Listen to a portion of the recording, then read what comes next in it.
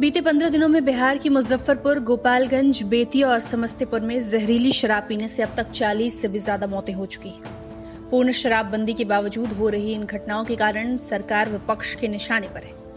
यहां तक कि सहयोगी पार्टी बीजेपी के प्रदेश अध्यक्ष संजय जायसवाल ने भी शराबबंदी कानून की समीक्षा की मांग कर दी है।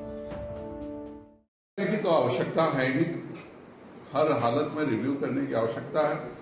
देखिए, मेरा मानना है कि एक पूरा इस कानून की सफलता आज 5 साल 6 साल हो गया।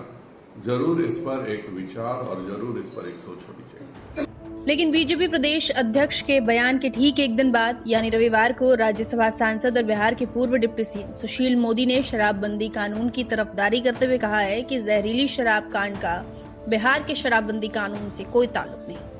ऐसी घटनाएं उन राज्यों में भी होती रही हैं जहां शराबबंदी कानून नहीं है।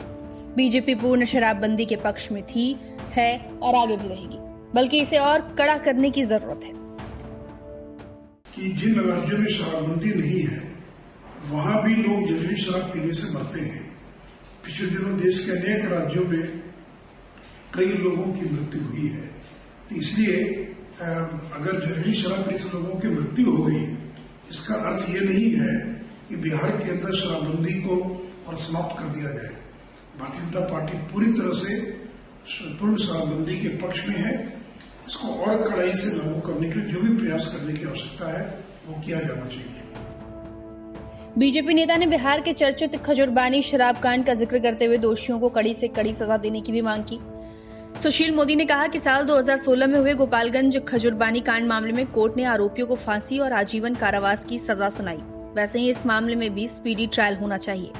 वहीं मृतकों के परिजनों को 4-4 लाख का मुआवजा मिलना चाहिए।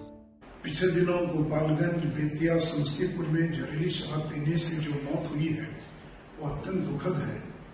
मैं राज्य सरकार से अपील करूंगा कि जिस तरह से 2016 में खजुरबानी में बड़ी संख्या में जो लोग जहरीली शराब पीने से मरे थे, उनके गुनाहगारों को फांसी की सजा दी गई थी। 9 लोगों को फांसी और 4 लोगों को आजीवन कारावास की सजा दी गई थी। तो इन सभी मामलों में भी स्पीडी ट्रायल चलाकर सभी दोषियों को फांसी की सजा दिलाने के लिए राज्य सरकार को पहल करनी चाहिए। और जिस तरह से खजुरबंदी में सभी मृतक परिवारों को 4-4 लाख की सहायता राशि दी गई थी, उसी प्रकार इस बार भी जो लोग जहरीली शराब पीने से मरे हैं उनके आश्रित परिवारों को 4-4 लाख का मुआवजा दिया जाना चाहिए, क्योंकि परिवारों का कोई दोष नहीं है। दोष अगर है तो पीने वालों का और बेचने वालों का।